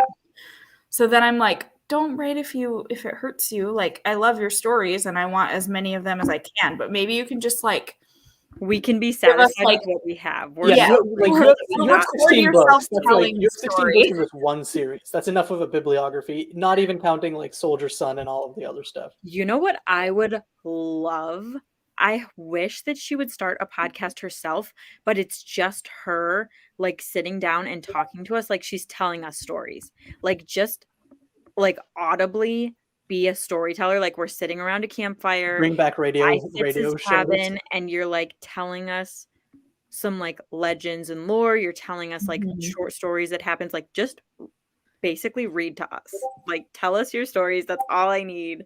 It would be amazing. I would love that. Can we start a petition? Because I'm ready. I thought you were gonna say like director's cut style commentary, where they're That like, would be great too. Oh, yeah, that would be cool. where it's like the audiobook is playing and she pauses at some point and she's like, so what I was thinking at this point when writing this, like that kind of thing. I like that, but at the same time, I like being able to like I like that it's so open that we can draw our own conclusions to a ton of stuff. So just having more added on like through smaller stories, I think I would be happier with. Yeah, that's fair. And like, I mean, her writing is so good that we're already able to like have so much to draw from. We don't need like word of God. Yeah. And I can imagine her being a great like audible storyteller just based on the writing. I think that she could just come up with shit just right on the spot and be like, so this is like, I'm going to set the scene for you. And you're like, oh my God, I'm there. Yeah. Like, well, where are we? What's going on? I can see it all. Who are these people that are right next to me that you just described in like full detail? Well, actually, I think that she gets away with like not describing people in full detail and slowly Yeah. building them up, which Yeah. is We didn't know fucking Burge was hot until this book. Until Molly said, yeah. This was like near the end of the book as well. Like we had almost 1.5 books of Birch just being an old man, and now he's like this hot young stud. Yeah, like I spent the whole first book thinking him Burge like hunched over. He's like the Hunchback of Notre Dame, except he And has he's like grouchy. Yeah, he just Yeah. got like a big beard or whatever.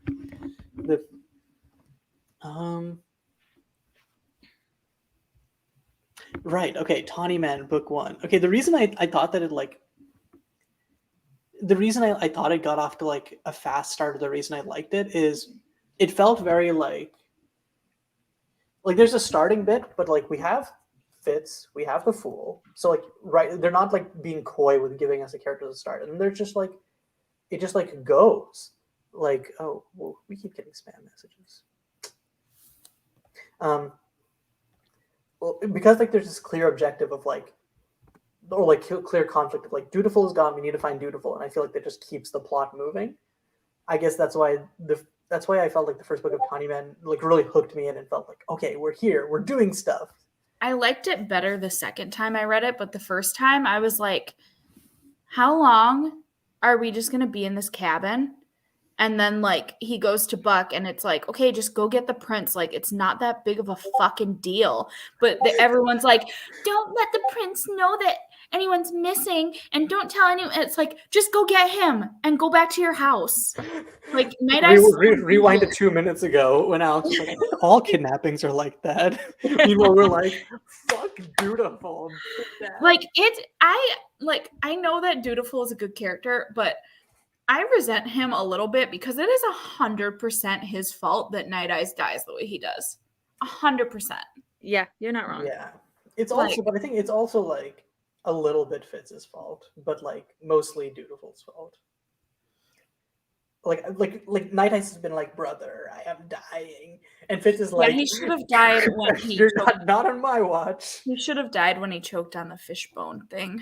Mm-hmm. Yeah, but like that would have been better than dying like all injured in like bad guy cave. Okay, but he gets to run forever. He doesn't die there. He gets to dream with Fitz, and then he runs off into the great beyond. Yeah. Let's yes, go. I think It's his death to Night Eyes. Why don't you just punch me in the freaking heart again? Mm-hmm. I am not looking forward to reading that book like at all. Fair. Yeah, I think my experience was like I blazed through the cabin chapters because I was just like at the end of Assassin's Quest, I was just like so like, huh? And so I like picked up the book and I think I read all of the first book of Tawny Man in like 1 or 2 days, maybe 1 day. So like it didn't so like the cabin chapters at that time didn't feel too long because I was just like, yeah. But I can definitely see it being like we spent 5 chapters and they're still drinking apricot brandy and hanging out. Yeah, like That's I tried. really My mom think read. Oh, sorry. Go ahead, Alex. That was my favorite part because they're just like hanging out doing normal people stuff, and I just like love that. Like I want to see more of normal everyday life with Fitz. Like Domestic Fitz. it was so cozy, And that's just exactly what I need sometimes. And I was like, I love this. Like, this is perfect. My mom read Farseer. I like bullied her into reading the Farseer trilogy. And then it was before I realized like the progression that it's supposed to be. And I was like, this is the next one. And she tried to start it. And she was like, it's so goddamn boring that she just gave up. And she literally has not touched it. And I told her, I was like, I was wrong. Read Live Ships. Read. And she's like, no. I tried to get into the next book and it was boring and I don't care now. Can we get your mom on an episode? Like, can you like get Yeah. Can you read Live Ships just for our sakes? Please. She won't read it in time. It'll take her, if she tried to read Ship of Magic, it would probably, if she did it, it would probably take her like 6 months. Oh, okay. That's fine. It's not if we could get her on for Assassin's Quest though. Yeah. Because you mentioned her a few times and I'm like, I always love to hear more people's thoughts. Yeah. She like did not like the way Assassin's Quest ended. She thought the magic system got hokey. Like it was. That's a new criticism. It was like she's like the body swapping and the like it just was ridiculous. It was ridiculous. And I was like, well, that's because you don't understand like how it works. If you read more of the books, you would understand. And she's just You'd get it. Yeah. Okay, but there's also definitely like I think Robin Hobb endings sometimes have this feeling where it's like I spent 3 books for this. I was talking about this earlier where like I think it's best exemplified in like the Live Ships books where it's like lots of the ending is just sort of like, oh, I guess. Like when I was reading it, I was like, oh, okay, cool. Stuff is happening, whatever. But in hindsight, it's like, I guess Kenneth just died like that. I guess we just like leave off everyone just, and it's like, I guess it's realistic, but like I also like I'm reading a fantasy series, so I don't give a fuck about that. Give me good resolution. Why did you keep Kyle alive for so long and then just have him die like that? Like I think Kyle's death is awesome. The fact that he's I loved it. Chained up for forever. I'm like, yes. Please. I love that. I was like, the best. You kept him alive for and all miserable. Time. Yeah, no, that's great. I love that. One good, I guess Kenneth technically did a lot of good things unintentionally, but like the one good thing that Kenneth did, and then Kyle's just like, okay, we're in the end game, and then Kyle just gets like, doesn't he get like gunned down by like some arrows or some shit? He just like dies, and I'm like, what? Yeah. And I remember it to be a sucker. Yeah, I remember seeing like someone in Reddit saying that like Live Ships doesn't have like a not good ending, but that like no one really gets what they wanted. Like it was like Althea and Brashen don't get what they want, and I was like expecting it to end with those two like in a not good situation. And I was like, well, yeah, Althea doesn't get Vivacia, but she chooses that by the end. She still gets a live ship. It's not and like she like her and Brashen have like a life together with a live ship. So it's like, I don't know. I think they didn't get maybe what they wanted at the beginning, but they got what they needed. Yeah, that's what happens in life. Like what you want changes as things happen to you. So like, I don't know. I really liked how everyone ended up. Yeah. And I think because like they grew so much, what they wanted at the beginning of the books wouldn't satisfy them, I think. Right. It's like not really relevant anymore to their lives. Yeah. They're so different. Right. And it's also about like wanting a person, but then them not being who you thought they were. Like with Vivacia, who's like grown, like Althea had like this idealized version of what was going to happen. It's like Vivacia's grown into her own person. Yeah, and I kind of didn't like who she became. I was like, I think that was the cool part because we were on Vivacia's like side, and then Vivacia grows into like, hey Kenneth, I'm your evil pirate badass queen. Yeah, and I'm like, I don't like you. Yeah. When the dragon takes over her, she's not good. Wow, who would have guessed? Not I really did not see the boats being dragons. Like, yeah, I did not predict that at all. Mm-hmm. I knew they were like related to the cocoons or whatever, but I didn't get that the dragon souls were like still in there.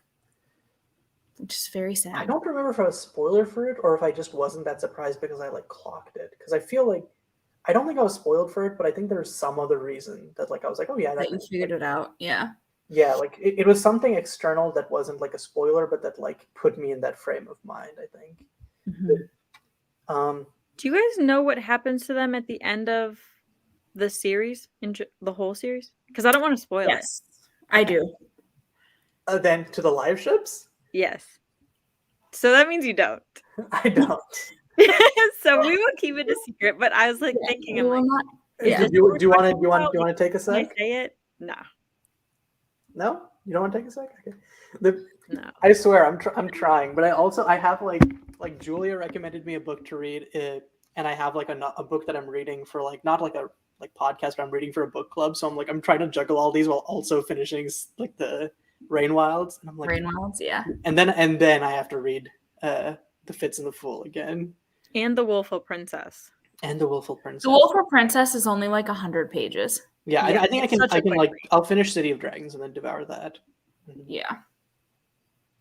Oh yeah, but thinking about like the live ship ending, maybe this is a bit harsh, but it really felt like it gave me like big like Game of Thrones season 8 writing stuff where it's like we're being subversive, but what are you saying by being subversive? We're being subversive, and I'm like, no, where like I feel like it just felt like thematically or like I just like I felt like there was lots of cool stuff the series was saying, and then the ending just kind of like was just like real life doesn't quite go as you expect, and I'm like, I know that I like it felt like the type of thing where like the reason that I usually don't like slice of life books where we're like I'm like sometimes like being realist, like even if you're being realistic, you should still have like sort of like a through line that like follows through, I guess.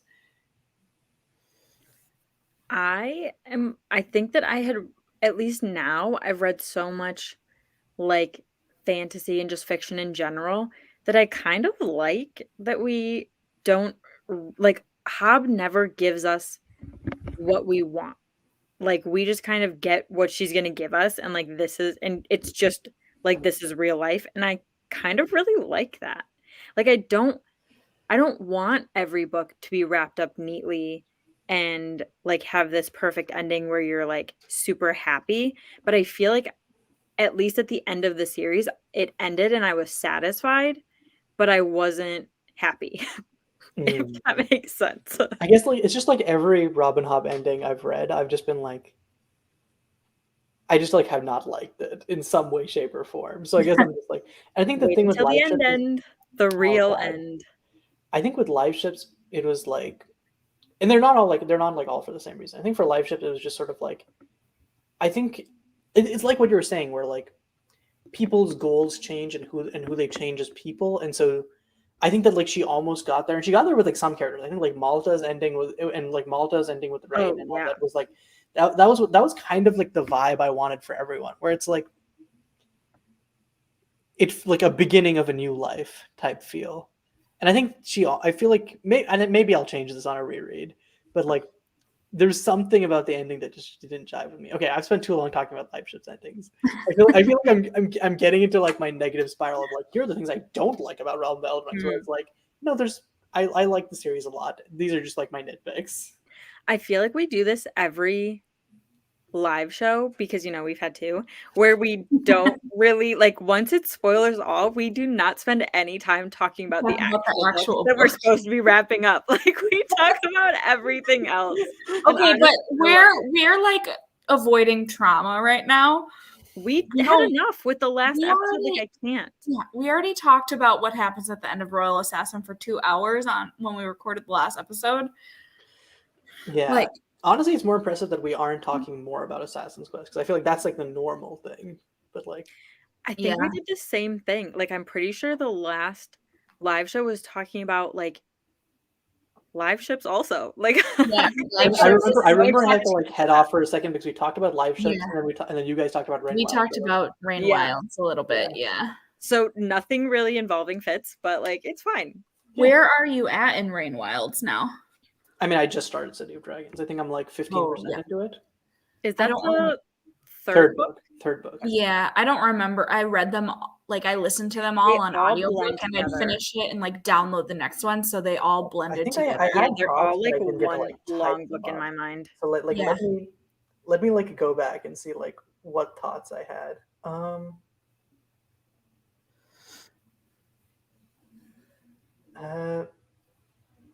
Oh man, oh yeah, I was so sad that like Eric and Detozi were no longer like the in between chapter. I was like, I guess good for them. They got I happily love ever after. But who are these people? I loved them. I was when they started talking to each other, I was like, are these two gonna get together? Like that was my if I had to pick like an ultimate chip for all of the realm of the Elderlings, it might be Eric and Detozi. I mean, they're just so Their letters. unproblematic. There's no baggage. It's so pure. The only baggage they have is the ones they send back and forth with their pigeons. Yes. It's so pure. And it like actually works out and they are happy, and like how often do we get that? In Hobbs books, borderline Like, never. Yeah. Or they'll get it for like a brief time. Like Fitz and Molly have like a good 20 years, but then 20 years, which ends in like 2 Yes. chapters or I something. think that the Rainwild books are the most like satisfying couples that we get. yeah, I mean, Because I think that there are a I'm couple pretty that I'm like, happy I'm with, like, happy with this. I'm pretty happy with the Elise and Leftrin, Leftrin. and then Cedric. I mean, I don't know how I feel about Cedric and whatever the name of his Carson? new book. Huh? Yeah. Is that, Carson, yeah. Carson. Yeah, I still said it and then I was like, oh my God, did I just spoil? I panicked. Yeah, I mean, the only one before that is Cedric and Hest, and no, I'm not happy. I was not happy about that. Thank you No, very much. ew. What else? Oh yeah, so the start of this book is like when we get to see Tintaglia and Icefire, and I'm like, hey, they're back. They're still assholes. Nice. And I love how, like, they're literally like a grumpy, like they're like, wow, We barely wow, like you, each you, other. you, it's like, oh, you suck at flying. Maybe that's because you're frozen for so long. Well, yeah, you know, you wouldn't have taken so many arrows if you hadn't been so young and inexperienced. They're just like they're so fucking toxic to each other, and I love it. Yeah. Like let the dragons learn to deal with each other. Well, it's like they're literally only hanging out because they're the only Yeah. They were the only two dragons viable ever. dragons. Yeah, they're like, I have to hang out with you, but I don't like you. Mm-hmm. But yeah, just the fact that the Chalcedians like found them and tried to attack them was insane to me. Like, and they literally The sent out nerve a of whole people as army well. against them. Yeah, it's because the Duke is batshit. Yeah, I love that we finally get to see the Duke, because we've been hearing like the Duke of Chalced wants this, the Duke of Chalced, and I was like, wow, they finally attacked it. I wonder, like, I want more context for the Duke of Chalced, and then getting to like the whole first chapter was all about like from the perspective of the Duke being like, yeah, we're gonna like, here's my reasoning, I'm like becoming so weak, and like the cultural context of how important like a hair is for like the Chalcedians was like something that like I hadn't like picked up on before. And it's like, so it's like really like, because they force people into service by like kidnapping their heir son and being like, I'll kill them and then your bloodline will die out. And it's like, I mean, I hate Chalced, but then like now I have some context for their like whole cultural background. Right. But yeah, those are like my initial thoughts from reading the start of City of Dragons.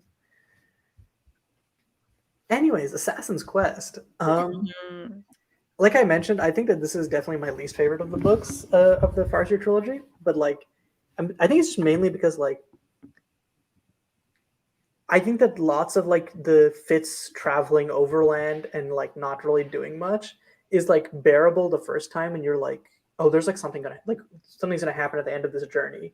But then like I know that like Fitz is gonna travel to Regal's palace where he gets fucked up. So like, cool, no satisfying conclusion at the end of that journey. Then he goes to the mountains where he almost dies. Cool, love that. Then he's gonna travel to like I guess that's not Kelsingrad, but like whatever the Elderling through the Elderling skill path. And then everything that happens at the end of the book is going to happen, which like I guess good for the Six Duchies, but also I'm just like Fitz really gets shafted this book, and there's so much traveling. I really like this book solely because it has like the most Night Eyes out of the whole series. Yeah. Even the time where like Night Eyes is gone, and I'm like, Yeah. which honestly, if literally leaving Night Eyes was the worst decision, because I think he wouldn't have gotten as fucked up by like Will if like Night Eyes was there to be like, brother, danger. Yeah. Mm-hmm. I think stuff I'm excited for Assassin's Quest. Even though Tradeford sucks, I think that like I'm excited to see Julia's reaction to like Will doing all the stuff in Tradeford, because that's when he really goes off, where he like lures Fitz into the room where he's just sitting in. I'm excited to meet Starling, because I think Starling, while I don't like her as a person, is a very interesting character. And she plays well. Same with Kettle. I'm excited for him to stumble upon Kelsingra now that I've read Rainwilds and have a little bit more context about Kelsingra. Like when Elise first goes and is like, who messed up this map room? And you're like, we're like, it's our boy. It was Fitz. Like, I'm excited to read that again with having that knowledge of where he actually is and what he's really doing. Mm-hmm. Yeah, I think that's going to be so cool. And the part where all the like witted people are hunting him when he's trying to get to the mountains, that's like really tense. That part's kind of not fun to read because obviously he gets an arrow in the back, but like there's action there. I love the reunion with the Fool too. Yeah. Yep. Mm-hmm. I barely remember this book, so I'm excited to remember it. Yeah, there's like this book is painful, but I feel like Assassin's Quest is just like multiple like at least for Fitz. Like he's not as like physically pained, but like emotionally Fitz just loses everything, and I'm like, no. I feel like from Royal Assassin on, like that's just kind of how all the books are. It's like Fitz is in pain again. Fitz is either getting beat up physically or emotionally. Like I totally forgot my last reread of Tawny Man, that part where he gets like stabbed with the sword in town and then ends up in prison and has this like festering sword wound and basically is going to die again. Yeah, but they like pull him back the last second with a like skill healing that ends up kind of fucking him up for the rest of his life. Like Shade is like, I want my son. I want my moment of my son almost dying, so I get to be emotional over him. Whereas you had your chance, right? Yeah. But yeah, seeing Shade in that moment, being like, "You don't get to die, Fitz." And Fitz is like, "Could you please, for once, ever just let me die?" And Fitz is like, "I see the light." He's mad every time it happens that they did it, and they still do it again. And the funniest part is like he never blames the Fool, interestingly enough.